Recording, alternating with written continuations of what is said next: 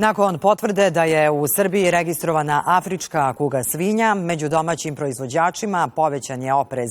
Na terenu su i pojačane mjere kontrole na zahtjev resornog ministarstva. Na području Gradiške, gdje se intenzivnim svinjogojstvom bavi više od 150 farmera, dodatna bojazan da opaku bolest osim divljih svinja mogu prenijeti i nekontrolisani uvozni kontingenti svježeg i prerađenog mesa.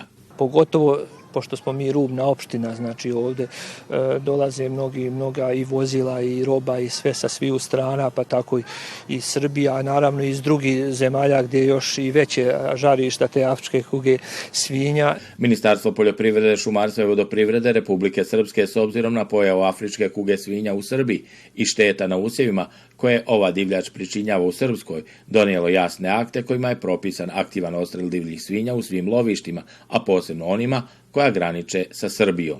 U februaru mjesecu donijela određene akte i naredbe u smislu kontrolisanog odstrela divljih svinja i analizu svih uzoraka odstreljenih divljih svinja na bolest afričke kuge svinja. Situaciju u sjeverozapadnom dijelu Republike Srpske budno prati resorno ministarstvo posredstvom resora za pružanje stručnih usluga u poljoprivredi. Farmerima se preporučuju preventivne biosigurnosne mjere. Mora se obratiti posebna pažnja kada je u pitanju i ishrana i dovoz, to jest ubacivanje novih svinja u samu farmu, a naročito kontrola.